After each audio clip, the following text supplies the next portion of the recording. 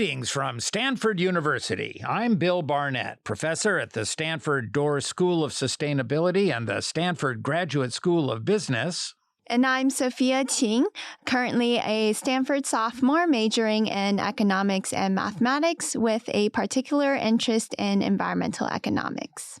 And we have with us here today Professor Bruce Cain from the Stanford Doerr School of Sustainability and the Stanford Department of Political Science, and Tamar Zandberg, former Environment Minister of the State of Israel.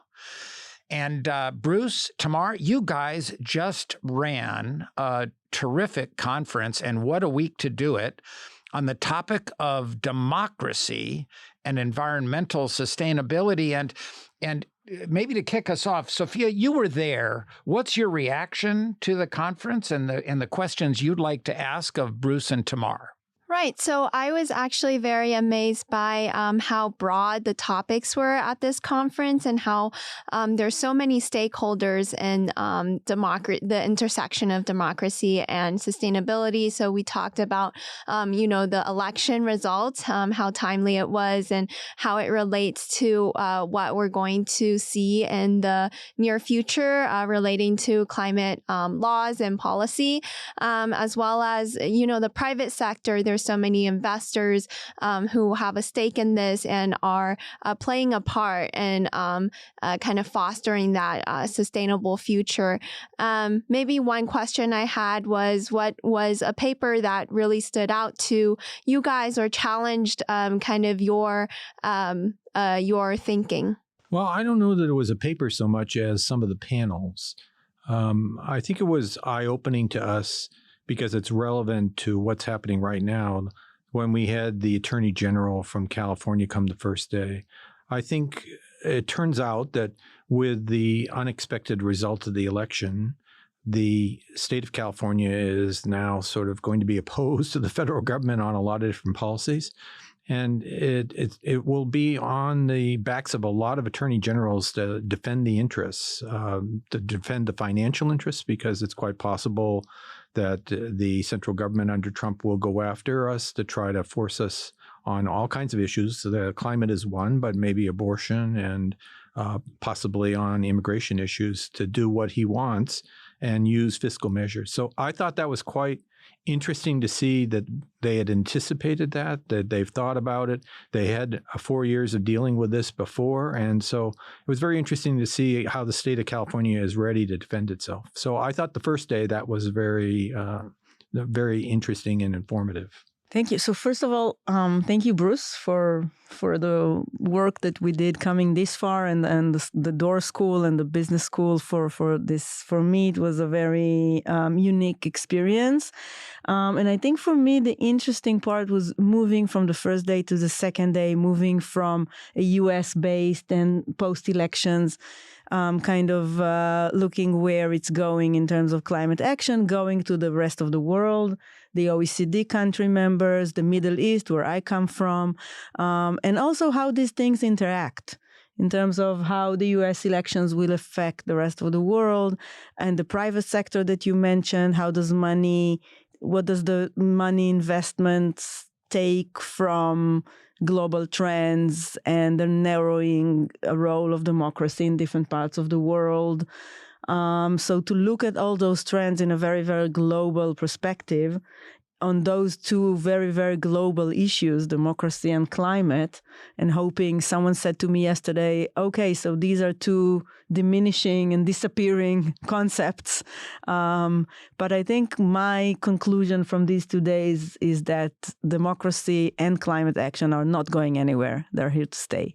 Well, that's certainly good to hear, Tamar. And let me go to what for me was sort of the very first thing that came to my mind after you guys suggested this topic for the conference.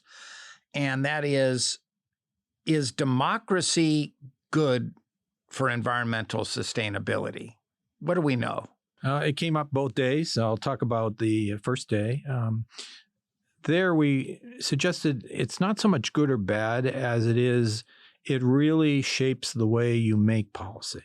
And in particular, it gets back to the point that was made about stakeholders, that when you're dealing with democracy, you have to deal with more stakeholders and you have to deal with more turnover and reversals of policy.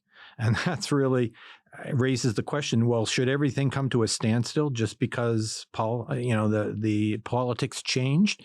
And the answer is no. You have to have a strategy for moving forward. And one of the things that I think came forward in both days was probably the way to move now is much more aggressively on adaptation, because that's an area that Democrats and Republicans can get together on. And in other countries, people have to deal with adaptation problems. And so you try to make out of the lemons, you get the lemonade. And I think getting more of a focus on resilience is probably the best thing that we can do right now, because Republicans actually have property that is going to burn or get flooded, or, there are many of the people that ended up in the coalition that are of the Trump administration that are poorer or don't have air conditioning. They're going to have to deal with the heat. And so I think a focus on resilience is both something we have to do anyway because of the wake-up call with extreme weather, but also politically, I think it comes at the right time. And I think internationally, we saw the same thing today. Yeah, so one of the speakers, Professor Kostas Papanikolas from Cyprus, he shared a slide today showing the connection between the strength of democracy by the Democracy Index of The Economist and the Climate Action Index. And it's a positive connection. So the stronger the democracy is, the better the climate action is. And I think a lot of people are worried about the outcomes of these elections from that reason. But I think, like listening to the news in the 2 days that I'm here, I think that these elections were on two different pillars. One is the ideology issues, like democracy, rights, women, LGBT, immigration, etc. And the other pillar is the economy. So climate is becoming, to my view, less on the ideology and more on the economy in terms of prices of energy, in terms of transition, investments, subsidies from the government. So insurance costs, risks, exactly, and utility bills. So in that respect, maybe that's a good news. These are good news for climate to be more resilient in the sense that, it's just the reality is changing. So it's not about future ideology, whether you believe or not, but current economy risks, etc. Yeah, and adding to that conversation, I do recall that we also discussed how some countries with, different regimes that are not so democratic, like the Saudi Arabia or countries in the Gulf or even China, they also have signs of, adapting and trying to show willingness to create those, for example, carbon markets, to also be a player in this sustainability transition, because at the end of the day, what matters is that they can survive through this climate crisis and still be a strong player in the economy internationally. And I do remember actually taking Professor Barnett's class. I read this article about Saudi Arabia's the Line project, where they're actually trying to be more sustainable and attract tourism to generate more profit that doesn't really rely on oil or fossil fuel. Yeah, and I think one of the things that comes across is that there are different climate types, and that there's a lot to be shared about strategies with respect to water, with respect to heat, with respect to desertification from arid and semi-arid areas. And I think it was eye-opening to me to see that around the Mediterranean, there are a fair number of countries that have similar problems to the ones we have in California, and that we can learn a lot by talking to each other about this. And we're hoping that out of this particular workshop comes some collaboration around our joint challenge in terms of the semi-arid areas. Bruce, it's interesting you bring that up. When I met you, Tamar, it was in Tel Aviv, and there had just been a regime change. I think you were still in office, but about not to be. I think that was about the state of things. Yeah. And in fact, you made some introductions. I ended up going down to a very interesting area down in the Negev where drip irrigation had been innovated and learned that, in fact, those innovations are now being used all throughout the state of California as well. Yeah, so Israel, where I come from, and especially the university that I'm now part of, Gurion University of the Negev, it's a southern part of Israel. And actually, Israel is a world leader by far in terms of water technology, desal, reuse, drip irrigation, etc. And, that I think it was Edison that says that necessity is the father of invention. So we live in the desert, so we had to invent water technologies. But the thing is that now with climate change, we are kind of a living lab for what the world is starting to see already now and will see more and more in the future years. So this is, it was Bruce's initiative, and we will take upon that to cooperate between Gurion University, Israel, California, Stanford, and Cyprus, and the other countries around the East Mediterranean and the Middle East to see if we can share knowledge from here and from there. We come as equal parts to the table. We both have what to give and to learn from each other. So hopefully this specific conference will also have an outcome in reality that we can follow up on in the next year or so. And, I could imagine just looking at something like drip irrigation, it has its applications where we would expect in arid and semi-arid places, but it's also got real mitigation advantages with respect to methane. And that could be useful in other parts of the world where water may not be in as short supply, but where methane releases from, say, rice paddies might be a real problem. Yeah, I mean, we did spend a fair amount of time, particularly in the second day, on the whole issue of decarbonization, and the last panel was precisely on, where should the money go? What are the investments going to do? There was suggested very interesting things that one of the investors was saying, well, I'm going to go places where we can get, we're not going to cost the consumer a lot, that they're going to get savings out of it. And then there were also questions about, well, can we get more investment in resilient stuff? Because the water does not, you can see it around Stanford and elsewhere in the Bay Area, that the water is not the sort of hot area for investment. The hot area has been really all on the decarbonization side, and particularly having to do with green energy and the different ways that the grid should be powered.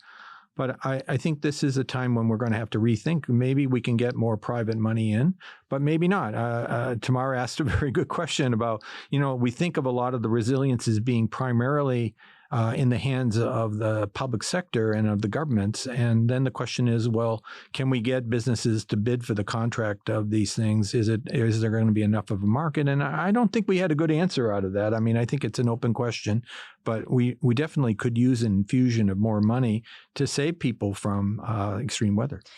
Yeah, I think a very good point around this conference was the intersectionality and interdisciplinary, not only between disciplines on campus, like the Door School and also our school in Gurion, but also the private sector, government officials, elected officials like Attorney General Bonta, former people of government, policy people, academics. So I think this is something that climate does that because it's such a comprehensive problem. So the solution should also be comprehensive. And once we bring different people to the table, like here, then, this magic happens, and then we get the ideas and maybe even do something about it. Yeah, so we talked a lot about how different stakeholders are driven by different interests. For example, if one country is suffering from this particular particular problem, such as a water shortage, then they're more motivated to come up with these solutions, and how investors, they're particularly driven by profit. And so at the conference, something that was brought up was that the investors or the impact fund, they mainly looked at negative green premiums. And if it was positive, then they wouldn't invest in that project or that company. And so how can we kind of find this balance where, then I presume that a majority of projects right now, they're still very new, so the premium is positive and probably more costly. So how can we still kind of encourage those new innovations through investing, while also kind of considering that, these impact funds do need to also generate profit for their own survival? Yeah. So one of the things that was said by one of the investors is the importance of forcing action by governments and countries. That if you're setting aspirations, you're setting goals, it can be regulatory forcing or it can be financial incentivizing. But it's clear that you're not going to change preferences of consumers without something that, forces people to change over from gas to electricity or to adopt more efficient appliances. Now, the market on efficient appliances, that works because people can save money eventually. But on a lot of the other things, you have to put money out initially to get the solar panels or to get the savings that come from the new appliances, like getting rid of the gas stoves. So I think the forcing action part, remembering that there has to be a partnership, that if we set goals and the government is helping to be the forcing action, you're much more likely to get a response from consumers. For me, I think that, reality in terms of the deteriorating climate has gotten so worse. And the change that we are driving as a society, as governments, as the private sector, is not fast enough. So the thing is, the private sector, they're speaking in terms of scale. We are speaking in terms of speed, of getting back on track with the Paris Agreement, with the 1.5 that is, I think nobody believes in anymore. But really the question is how to align those two lines. I mean, we really have, and we are seeing starts. We are seeing those sparks of energy costs, of some of the technologies that are getting cheaper and that are actually making this win-win-win situation. But the thing is, we are in the money time, basically. I mean, the world we're seeing tipping points. We are seeing really severe weather events already happening. The worst scientific scenarios are taking into place, things that look really imaginable only a few years back. So I think this is time to act. And I think all of us here in a very timely timing, doing our stuff, and hopefully, this is the only way to succeed, to join hands, to work together and do something about saving humanity. That is so well said. An incredibly sobering message. But at the same time, a conference like this has its way of making a person feel empowered too, that so many people are working on the problem. And so thank you very much, Professor Bruce Cain, Tamar Zandberg. Sophia, until next time, the Stanford Initiative on Business and Environmental Sustainability podcast series is sponsored by the Stanford Graduate School of Business and the Stanford Dorr School of Sustainability. Music by Charged Particles. That's Caleb Hutzler, Mike Rock, and John Krosnick.